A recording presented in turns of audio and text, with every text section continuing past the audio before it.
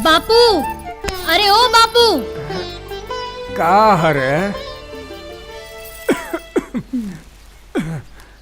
का बापू, सूरज कपार पे आ गइल, तू अभी सुतल बाड़ा, काम पे नहीं के जाए के का? अरे हाँ रे, बड़ा दिन चढ़ाई, का करी ससुरी, नींदिए नहीं खुलल है ना। हाँ बापू, नींद कैसे खुली जब तू आधी आधी रात के अपन संगतिया संगे सुट्टा मारत फिरेला, त नींद कैसे खुली? अरे जब टाइम पे सुतबा ना तो उठबा कैसे? और जा जल्दी से काम पे जा, नहीं तो ठेकेदार पैसा भी ना दी। अरे जा तनी बेटा, जा तनी, काहे खिसियात है? ठीक बा, त हमहू जात बानी फूल बेचे खातिर। याद बा ना आज वसूली के दिन बा? याद बा बिटिया, याद बा। और सुना, सीधा काम पे जइहा। अगर दोस्तन के साथ में सुट्टा मारत दिख गईला ना तो सोच लिहा। अरे ना ना बिटिया, कबो ना। बिल्कुल अपने मतारी पर गइल बिया। वो जब जिंदा रहे ते यही तरह हुकुम चलावत रहे। ओम जय अमिताभ बच्चन, स्वामी जय अमिताभ बच्चन, स्वामी जय अमिताभ बच्चन। हीरोइन तुम्हारी रेखा, हीरोइन तुम्हारी रेखा, और जया बच्चन। का दीदी हमार पूजा भंग कर दिलू है? का रे पगलिया, तोहरा के कितनी बार समझौनी हा कि इंसान के पूजा ना होला, भगवान के होला। इंसान ई तोहरा लिए हुई है दीदी, हमरा लिए तो इहे हमार भगवान, हमार इष्ट, हमार देवता, हमार भगवान सब इहे बड़े। हे भगवान, तोहरा के कितनी बेर समझौनी हा कि ये फिल्मी भूत अपन दिमाग से ना निकाल दा, लेकिन तोहरा के हमार कोनो बात पल्ले नहीं के पड़त। हाँ, अरे ना जाने तोहरा जिसम कितनी लड़कियां हीरोइन बने गईली और अपन जिंदगी बर्बाद करके आ गई नी। लेकिन हम अपन जिंदगी बर्बाद करके ना आबाद करके आए दीदी। अच्छा, देखिए, एक दिन ही गुलाबिया मैडम गुलाबी बन के पूरी फिल्म इंडस्ट्री में छा जाई।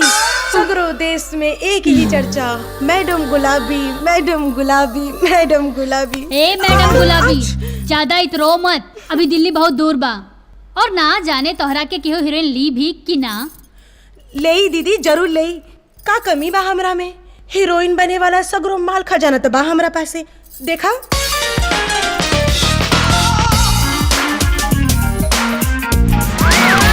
बेशरम, तू दारू की दुकान पे बैठ बैठ के ना कुल लाज शर्म बेच देले बाड़ू। दीदी हमरा दारू खाना की नजर मत लगाई। हाँ? देखिए, एक दिन ई दारू खाना से इतना पैसा कमाई कि बस अपना ऊपर फिल्म बना ले।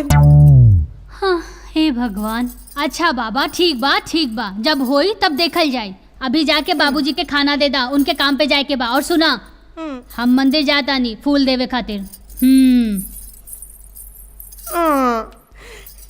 जय गुरुदेव, जय गुरुदेव। जय बाबा भोलेनाथ।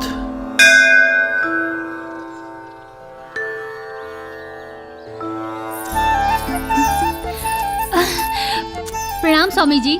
खुश रह बेटी, सब कुशल मंगल बा ना? हाँ स्वामी जी, सब राउर आशीर्वाद और कृपा है। हैली शाम की पूजा खातिर फूल। अब हम जात बानी बाबूजी के फूल देवे खातिर। अच्छा, दीनदयाल बंधु जी के? हाँ, वो हमारे इंतजार करत हुई हैं। अच्छा बेटी, हमार प्रणाम उनका से कहिया। अच्छा, ठीक बा। स्वामी जी, एगो बात पूछी? हाँ पूछा। सब रउआ के प्रणाम करेला और रउआ बाबूजी के प्रणाम करेनी, ई काहे? बेटी, असली महात्मा तो बाबूजी हवन। हाँ, बाबूजी हवन?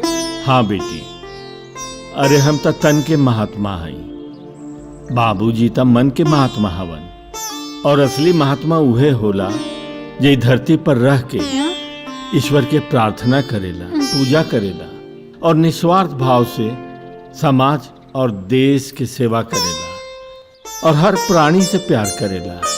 बस स्वामी जी, राउर इतना बड़ बात हमरा समझ में तो ना आई। हम ना राउर प्रणाम बाबूजी के कह दे। अब हम जाता नहीं।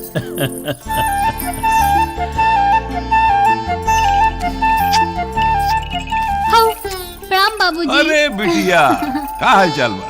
ठीक बानी बाबूजी। हैली राउर पूजा के फूल। जरा इनका देख ली।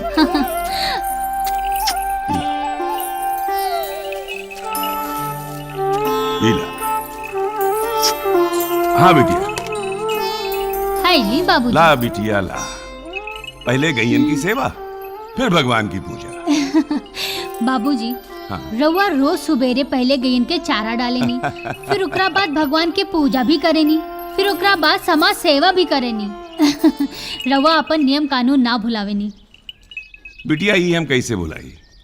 हम तो अपना सारा जीवन निस्वार्थ भाव से समाज की सौंप देले बानी, और इस क्षेत्र के रामराज बनावल हमार सपना बा, और ये रही जब तक ये देह में सांस रही। वाकई में स्वामी जी एकदम सही कहत रहलन कि रउए सबसे बड़ा महात्मा बानी। अरे हाँ हाँ, स्वामी जी रउआ के प्रणाम कहले बानी। प्रणाम प्रणाम प्रणाम। स्वामी जी तो खुद एक महान आत्मा वाला महात्मा हो। ये ले सबके महात्मा कहत फिरेलन। हम तो केवल एक सेवक हैं, ये देश जनता के सेवक। खैर छोड़ी बेटा, शाम के आके पैसा ले ला। अरे ना ना बाबूजी, हम शाम के ना आ पाए, खाना वाना बनावे के रहेला। हम अपन बाबूजी के भेज देब। ठीक बा, तू महीना भर के फूल के पैसा शाम के आगे ले जा। ठीक बा बाबूजी, अब हम जात बानी, बहुत काम बा। ठीक प्रणाम। बा बिटिया, खुश रह। प्रणाम।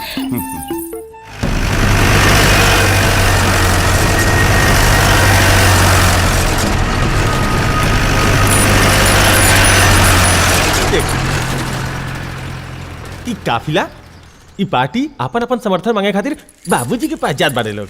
अरे ई लोग वोट के खातिर सिर्फ लॉलीपॉप देता रहा, लॉलीपॉप और कुछ ना। सही कहा तारा भैया, जितला के बाद थोड़े केहू नजर आवेला। पहले घूमिए गली गली, ओकरा बाद दिल्ली।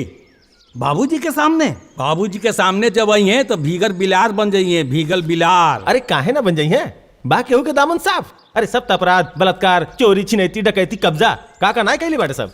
अब बाबूजी के दामन में आज तक कोनो दाग नहीं लगन, दाग। ठीक है कहा था भैया, ठीक है कहा था। ई क्षेत्र के कायाकल्प बाबूजी के ही तो देन बा। अब देखा, ये बिजली, ये पानी, सड़क, ये शौचालय, ये सब बाबूजी के ही तो देन। हाँ, सब बाबूजी के ही देन।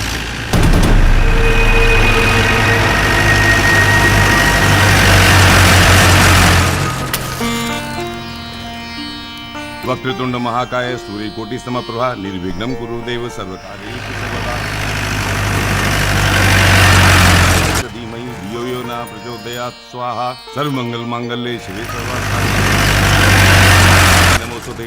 बहू प्रणाम। खुश रह बहू। ये देवेंद्र दिखाई नहीं गंदे, कहाँ बाड़न? उराते से गैया के पेट खराब रहे, ओही खातिर डॉक्टर के पास गइल बाड़न। ओह, कोनो बात नहीं कहे। हम जरा बैठका में जाते हैं। जी कुछ लोग मिले आइल बाड़न। ठीक बा? जी। बाबूजी प्रणाम। प्रणाम बाबूजी। प्रणाम प्रणाम। प्रणाम बाबूजी।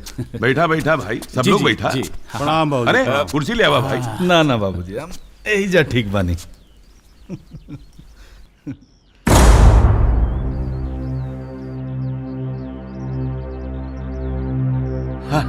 बोला बोला, क्या सेवा करी आप लोगों की? बाबूजी बस एक विनती बा आपसे। बोला। ये हमारी पार्टी का जो टिकट बा एरिया से हमें के मिलल बा। बस राउर अब आपके आशीर्वाद की जरूरत बा। वाह यादव जी वाह, कमाल करत तानी। अरे भाई, टिकट पौला के खुशी में सगरी संस्कार भूल गेली।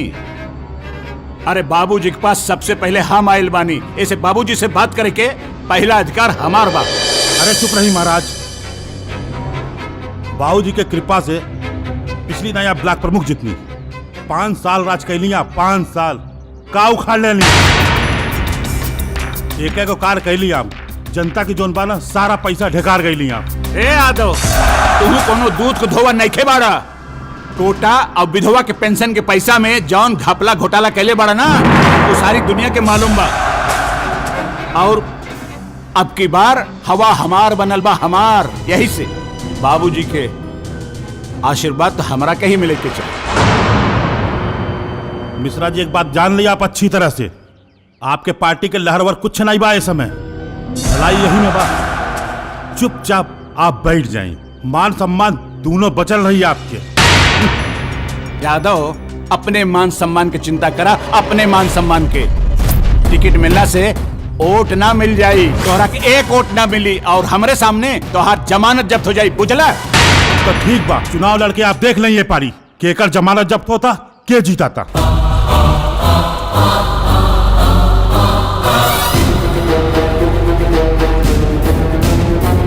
लेकिन बाबूजी आप ही मिश्रा के चक्कर में बिल्कुल मत पड़ी।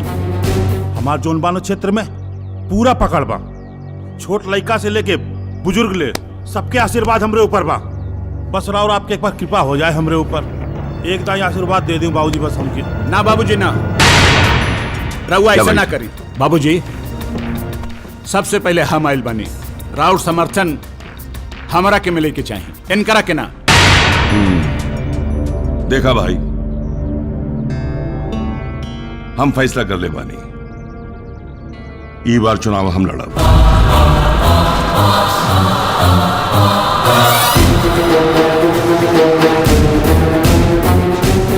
काहे से कि हम सबके मौका दे के देख लेनी और कोनो हमारे कसौटी पर खरा ना उतर, इसे हम फैसला कर ले बानी, चुनाव हम लड़ब। वाह बाबूजी वाह। ये भजन कीर्तन करे के समय में आप इलेक्शन लड़ब, ये जो हमार मालिक बैठल बड़न इनका में का कमी बा? छुटना त चुप कर। कैसे चुप हो जाए मालिक, कैसे चुप हो जाए हम? हाँ, इनकरे कहला पे आप शेर से भी जल्द सियार बन गए नहीं। अरे राजा से सेवक बन गए नहीं आप, रत्नाकर से वाल्मीकि बन के जमीन पर बैठल बानी। अरे जौन जौन कलन उन्होंने कहीं नहीं आप, और इनका मतलब क्या इलेक्शन लड़ेगी और आपका घंटा डुलाएगी। छुटना त चुप कर। राउर हर फैसला हमके मंजूर बा, हम उहे करब जौन बाबूजी कहियन। ये हमार आदर्श हमार। अरे आदर्श है आपके, हमारा आदर्श ना होंगे। हमारा आदर्श आप हैं और आप ही रहे हमेशा।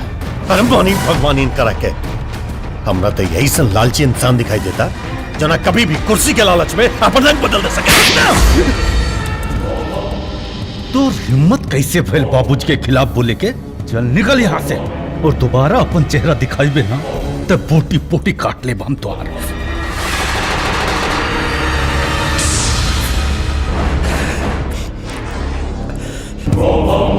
अच्छा कहीं नहीं मालिक, बहुत अच्छा कहीं जे इतना दिन के वफादारी अपने काल में थप्पड़ मार के उतार दे। हम चाहते ही हम कभी ना आई आपके लगे, कभी ना आई।